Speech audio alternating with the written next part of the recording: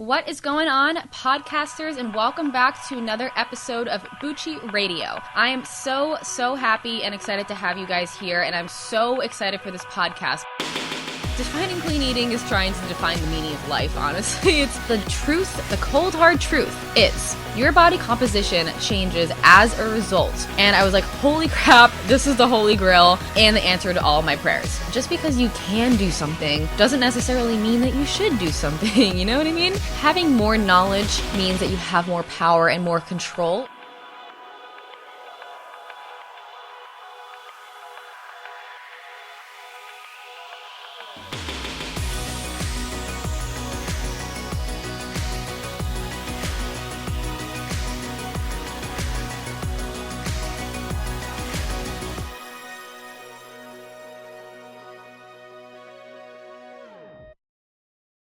What is going on, podcasters, and welcome back to another episode of Bucci Radio. I am so happy and excited to have you guys here, and I'm so excited for this podcast because it's something that absolutely takes a long time to talk about. IIFYM versus clean eating, the real answers that you're looking for. The fitness industry is filled with constant misinformation. You can be proactive about your journey by searching articles and blog posts for something that's going to help you, but the large majority of the time you're going to get random posts about fat-burning foods, meals that help you drop fat quickly, and stuff that doesn't actually teach you or help you understand why. Before we start this podcast, I've created a free guide on how to calculate your macronutrients. It's going to give you the exact calculations and math equation that I use, and it explains to you why. I'm going to release that to my email list very soon, but something that I'd really love your guys' help with is to leave a review on the podcast on iTunes. I currently have about 100 reviews, and they're all so amazing. I've said this to you guys many times over my Twitter, over my Instagram, Snapchat, on YouTube.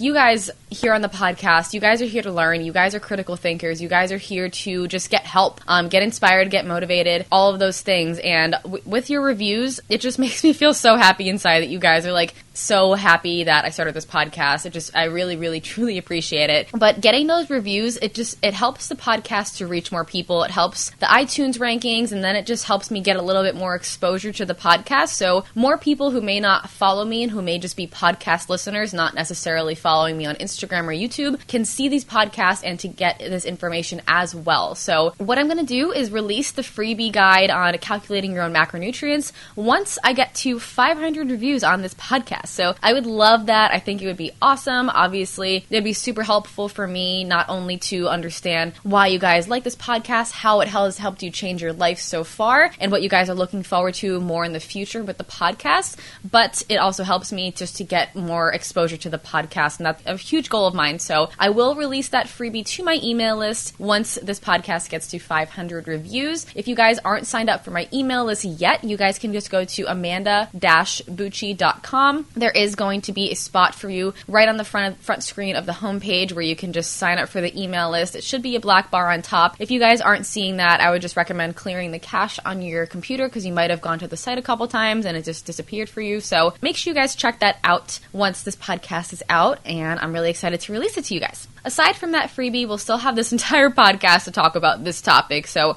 don't stress too much about that, and we're just going to get right into the content. When I first started out on my fitness journey, my idea was just to eat less bad stuff. Eat less Oreos, eat less cereal, snacks, cut out certain things that were considered bad, and just keep trying to take away everything that tasted good and eat cleaner. For a while, it totally worked. I was seeing results and figured that the more that I do, the better it will get. Of course, I was a human and I enjoyed and treated myself almost every weekend, going out and drinking, going out to eat. As a result, my results physically were pretty sporadic depending on how quote-unquote good I was that week. The problem with this was I didn't know what I was doing. I was spinning myself in circles and didn't know how to fix or solve my problem. How much could I keep restricting myself before just going absolutely insane? Let's start off this discussion by talking about what clean eating actually is. Defining clean eating is trying to define the meaning of life, honestly. It's just one of those things where everybody has a different definition. Some people say it's only to eat whole foods, avoiding all processed foods, packaged foods, and bad foods. But what are those bad foods? Some people say that apples are bad food. Some people say that fruit and apples should be consumed every single day. Some people say that white rice should be a daily staple, and some people claim that brown rice is the way. You may think only sugar-free foods, vegan foods, paleo-approved foods, artificial sweetener-free foods, only foods with ingredients you can pronounce foods, etc. are the ones that are clean foods. I know, because I used to be one of those people. At the end of the day, clean eating should actually be better termed strict eating, and the reason why most people choose this form of eating could be for a number of reasons. They may believe that those foods help you lose fat more quickly, and dirty, quote-unquote, dirty foods hinder fat loss, that you may gain fat from particular foods, so Oreos equals fat gain, or that the calories don't matter as long as they're clean, etc. So you don't need to count any calories. Calories don't matter as long as whatever foods that you're eating are clean. That's what people believe. But the truth, the cold hard truth is, your body composition changes as a result of your total calorie, protein, carb, and fat intake. Your body burns calories throughout the day as a result of your activity level and the speed of your metabolism. You consume calories every single day, all of which are comprised of protein, carbs, and fat, regardless of whether they're clean, dirty, nutritious, or non-nutritious. So if you're eating more of those calories than you're burning throughout the day, you will indeed gain weight. If you're eating less, you will indeed lose weight. So you can see how frustrated I was when I would restrict calories, overeat on the weekends, and not know where to go from there aside from just eating cleaner. You can also see how confusing it is when someone only eats clean and therefore likely lower calorie, and it quote-unquote works for them. Here is the problem. Causation does not equal correlation. So that person did change their body composition not because of the clean foods, but because of the lower caloric intake that was a result of eating less higher calorie foods, which may include quote-unquote dirty foods. So you can see, if you are aware of how many calories you're eating, how much easier it is to take control of your body and how it changes. This is what happened to me in January of 2014. I discovered If It Fits Your Macros, figured out what my macros were, and I was like, holy crap, this is the holy grail, and the answer to all my prayers. I literally was just like in shock. Once you can understand that IIFYM isn't a fad diet, it's simply basic nutrition put into practice, you can understand how to use it in order to change. This means that with everything else staying the same, you'll gain fat and lose fat just the same as eating clean foods as you would eating non-clean food. And guys, I know exactly what you're going to say next. Food quality matters. You can't just say that eating a donut is better than eating rice. You cannot justify eating junk all day just because you think all carbs are created equal and because they fit your macros. You just cannot do that. Okay, slow down. I said that fat loss and gain is equal with all else staying the same, as in like you don't change your training or your cardio or anything like that, and the food choices don't matter. I didn't say that all food sources were created the same when it comes to health and wellness. So this is where people get really caught up, and this is the number one place you get stuck when people start arguing about this topic. Of course, an apple is far more nutritious than a Pop-Tart. The thing about clean eating is that it actually promotes that people focus more on higher quality foods. Aside from the obvious lack of a true definition of what is allowed and unallowed on the clean eating food list, either way, there is less of an excuse to go grab something of lower quality than there is with If It Fits Your Macros. I actually fall victim to this all the time because I do follow macros. If I say I want a donut and I can fit it in, I'll usually, or like sometimes I'll choose that over an apple or a potato, because like duh, like donuts are great, apples and potatoes may not be like as great, so I can fit the donut in, why not just do it? You know what I mean? Of course, that's one of the main reasons people tend to diss If It Fits Your Macros. You cannot argue with the fact that consuming foods of higher quality and nutrient dense is a bad thing, because obviously it isn't. I'm not trying to say that at all here.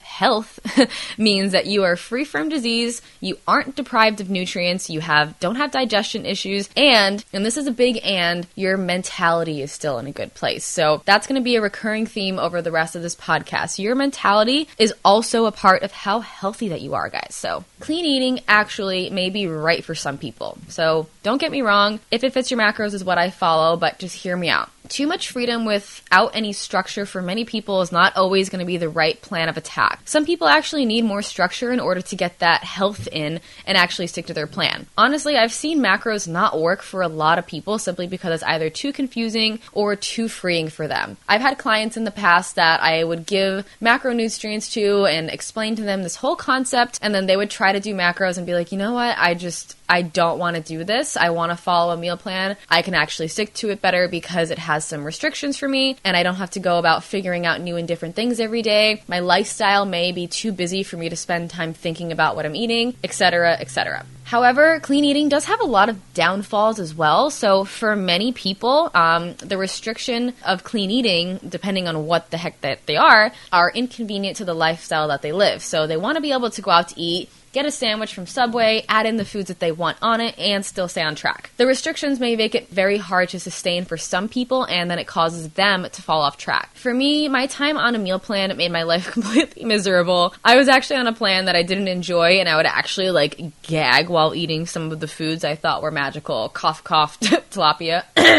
Cough, tilapia. Okay. So for me, discovering that I could eat anything I wanted as long as it fit my macros was literally a godsend. I could still eat pasta and be on track. What the hell is it? What is this heavenly thing? Oh, it's just basic nutrition being put into practice. Wow, mind blown. Protein, carbohydrates, and dietary fats are the 3 macronutrients your body needs in large amounts, aka macro. Macro means large, so these are the 3 biggest things your body needs. All of these macronutrients contain calories. So protein and carbohydrates have 4 calories per gram, and dietary fat has 9 calories per gram. So with some math calculations, these macros contain calories. For example, 4 ounces of chicken is around 25 grams of protein. 25 grams times 4 calories equals 100 calories. So 4 ounces of chicken is going to give you 100 calories. Every single food has calories.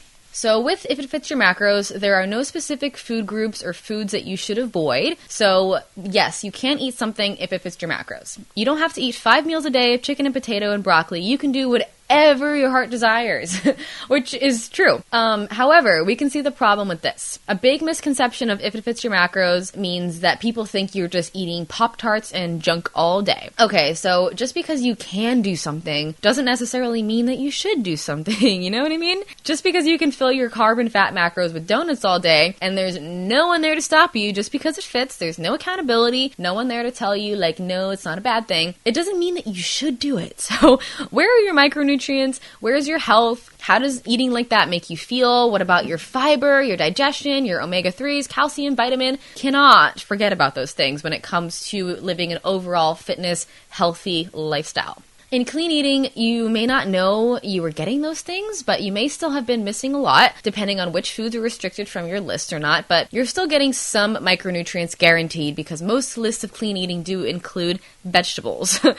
So get this, you can actually do clean eating and if it fits your macros at the same exact time. What? Yeah, I know. Crazy stuff. You can get the majority. For most people, I go ahead and kind of recommend an 80-20, 80% clean, 20% not so clean, or maybe a 90%, 10% ratio of your macros from nutritious sources, and then maybe get the rest of your foods that you're really craving, or you just actually truly enjoy eating clean foods most of the time, because guess what? Health feels really good. I know for me that a lot of the time I do get caught up in my macros, often because of my crazy sweet tooth, but I know I feel much, much better, more alert, more energized, more tight, etc. when I eat mostly nutritious meals and then fit in maybe a small portion of something that I'm really craving throughout the day. So although if it fits your macros does allow freedom, it allows flexibility, it is the magic that everybody's looking for, it's also still, you may need some restrictions with it depending on you, your personality, your goals, your lifestyle, etc.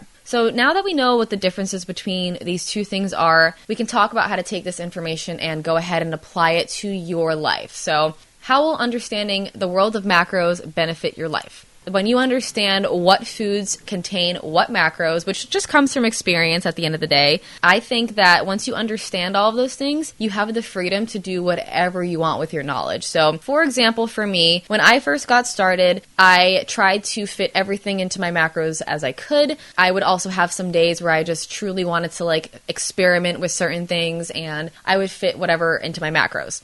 But with that, over the last 3 years of me tracking my macros, I've learned almost all of the foods that I consume on a daily basis. I know basically what is in them, around how many protein, around how many carbs, around how many fat, are in certain portion sizes of food as to where I can now estimate almost a whole entire day with being pretty much on point and not weighing a single thing. I can just go through an entire day and say, okay, I know these foods fit my macros. I know these meals put together might equate to this kind of macronutrient range, and I know how much calories and macros my body needs. I can estimate a whole entire day because I've had the experience and I've gone through the process of tracking certain things, adding them into MyFitnessPal, actually weighing them out, actually being able to understand and see what they look like maybe at a restaurant, maybe when I'm not in my comfort zone, maybe when I'm not in my own kitchen. I've tracked certain things when I go out to eat and stuff like that. Like, I've just practiced so much that I just truly understand what food equals what macros,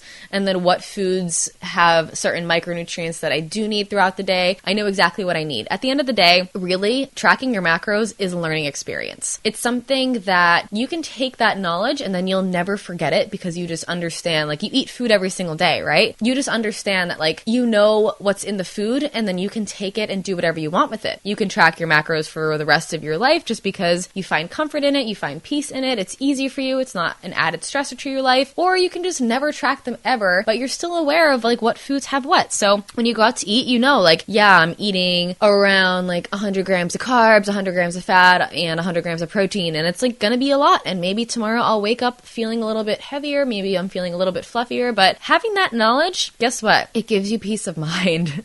It helps you understand that, like, yeah, you overate or you underate, and then this is why your body's doing what it's doing. You guys, that peace of mind when you're trying to go on a fitness journey, when you're trying to make changes, when you're trying to change your body, knowing why, understanding the reasons behind what you're doing, what you're eating, and how it's going to affect your body, hugely helpful for your mentality, for your mental health. It just helps you understand. When it comes to mental health, again, of course, either direction, extreme clean eating or extreme if it fits your macros, those things can get taken to a level that is unhealthy, as can anything, guys. So if you become overly obsessive about tracking your macros, you may become overly obsessive about how you look. You may become overly obsessive with not wanting to go out to eat because things won't fit your macros. And on the same token, if you are super strict with clean eating, you might tell people like, hey, you shouldn't be eating that because it's not clean, and you may feel superior to other people, or you may not like look at foods as bad. When you look at something and think that it's bad or that it's dirty, and then you consume it, you kind of take that mindset with yourself and say, okay, well, now I'm bad and I'm dirty and I did something wrong, and then you associate food with guilt. I think when it comes to tracking your macros versus clean eating, having more knowledge means that you have more power and more control over not only your body, but your mind. So, with that being said, the best diet option for you is going to be the one that you can stick to. It's going to be the one that makes you feel the best. So, one person may find one approach more enjoyable, manageable, convenient, preferable, and therefore more sustainable. If someone tells you that you need to do one approach or the other, they're wrong. Run away from that person. You need to learn for yourself what's going to work for you, what's going to work for your goals, for your lifestyle, for your desires. And of course, I and everyone else has their own preferences, but I really don't like to say that there's an end-all be-all approach to anything because, again, the best diet for you is going to be the one that you can stick to. And I do realize that this podcast was primarily based off of fat loss or fat gain, body composition changes, and when it comes to calories in versus calories out, so guys, when it comes to calories in versus calories out, that does make a difference in your fat loss and fat gain, but you do also have to remember some takeaway things from this podcast. Food quality does matter. What you consume does matter. When you eat it does matter. But at the end of the day, learning about nutrition is going to be the most beneficial and important to you because it's going to empower you to do what you want with that information in order to change your body and reach your fitness goals. All right, guys, so before we end this podcast, I did post on Twitter to send me some questions that you guys are interested in learning about based off of this topic. So if you guys aren't following me on Twitter, at Amanda Bucci Fit on Twitter, I highly recommend you do so. I've been using Twitter far more often lately, only because I just writing something quick. I can respond back to you guys easily. I can do polls. I can send you guys links. Twitter is amazing. So I've been using Twitter a lot, so go follow me on there. But let me go ahead and answer some of the questions that I got on Twitter about this topic.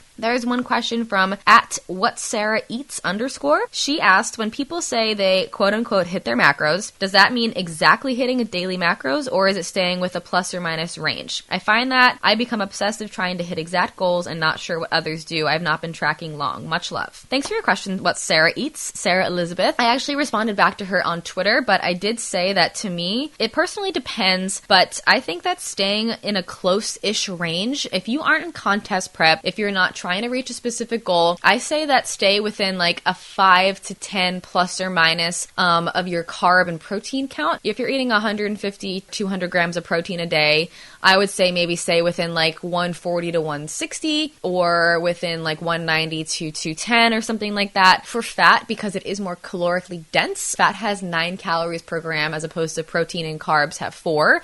So fat can add up in calories more easily. I would maybe say to stay within like a 3 to 5 gram plus or minus range. But again, that's all going to be up to you and how closely you actually want to track your macros. Because again, you have to think about how is it going to be sustainable for your lifestyle? Is tracking things within plus or minus 10 actually going to hinder your quality of life? Is it going to make you stress? Is it going to hinder your quality of life is what you have to really ask yourself. So for me, I personally don't really have any issues staying within like 5 to 10 when I'm not cutting. When I'm kind of maintaining or bulking, I keep it together for the most part. Sometimes I'll weigh stuff, sometimes I won't. But when I'm cutting and I'm trying to make progress, I might say within a closer range because I know that if I'm not giving my 100% and I'm not making progress, there's a reason why, and it might just be because I'm not being strict enough with myself. So again, it really just depends on you. Anthony Monda at Monda_Anthony, sorry. How to explain macro counting to a non-gym goer. Literally the hardest thing ever.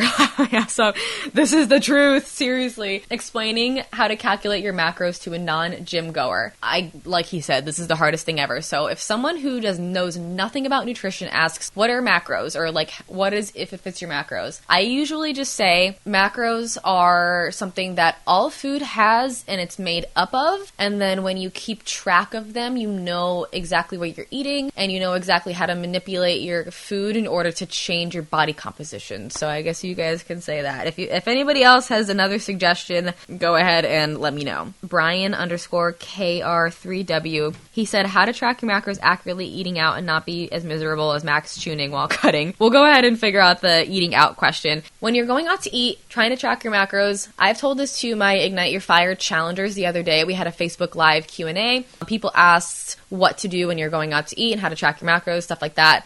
I highly recommend to figure out what time of day you're going to eat. Let's say you're going out to dinner and you know that it's going to be like maybe a higher calorie meal. What I like to do personally is go ahead and like reserve like a few 100 to 1,000 calories or so for like the end of the day, depending on where you're going. So sometimes I like to save myself like 700 calories or so just because I like to give myself a little bit of buffer room and maybe just eat lower calorie during the day. So maybe just eat like however many calories you have during the day. Try to keep it together during the day. Maybe do a little bit of cardio that day. Nothing too extensive. I don't think you guys should be like adding in cardio or restricting calories just because you know you're going out to eat. But if you're trying to actually stay on track, you should definitely kind of like save calories and then allocate those calories accordingly at the beginning of the day. I always also say that when you're going out to eat, fat content can be a lot harder to estimate because you don't know how much oil the cook threw on the pan when he was cooking your grilled chicken or whatever, or sauteing your vegetables in like a bunch of oil. You don't know how much oil they use, and that can just add up super quickly. So I recommend keeping fat content lower throughout the day, but also you can just not stress about it too much as well. I usually kind of,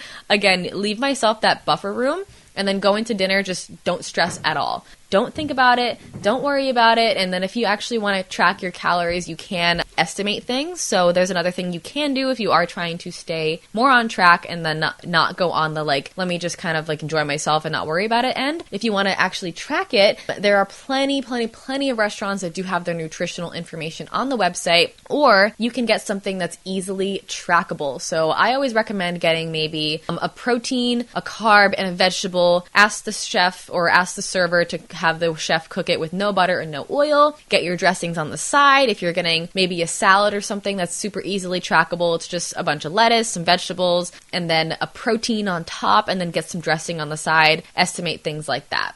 And then you can also like add things separately into MyFitnessPal or whatever macro calculator that you're using, and then just add them up separately after the fact, or plan ahead. Plan ahead of time is always a great idea, because if you plan ahead of time, that feeling of not really knowing kind of goes away.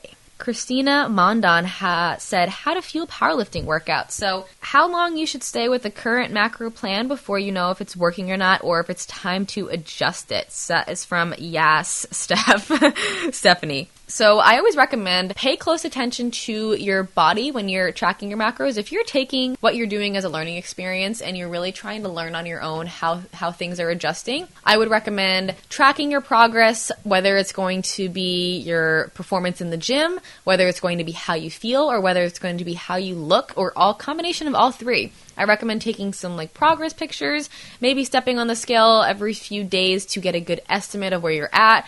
Weight is not the end all be all, and weight can be super, super fluctuating depending on a lot of different things. So don't just go by whether or not the scale keeps dropping, because that may not even have to do with you progressing. So I recommend just going based off of how you look, how you feel, and how you're performing. And then if it's not working, that might actually take a few weeks. If you've been on a certain macro range for 1 week, there's no reason to change it just yet. Like unless you're like severely going in one direction or another, if you dropped 5 pounds immediately, or if you gained 5 pounds immediately, you might be super extreme on one end or another. But I would recommend keeping your macros for 1 to 2 to 3 weeks even, and then determining whether or not you're making progress in one direction or another, whether it's putting on muscle or whether or not it's losing body fat. Tia G also asked, how do you know if your calorie deficit is working? That's the same kind of answer, I suppose you could say. If you are focused on losing body fat and you are tracking your macros for the first time, how do you know whether or not your caloric deficit is working? That's going to be based on a lot of different things, but at the end of the day, you have to take progress. You have to track your physical progress by taking photos, weighing yourself, and then again, another disclaimer about weighing yourself, that may not be the end all be all. So I personally like to take photos, and then over time, changes might take a little bit longer than you think, guys.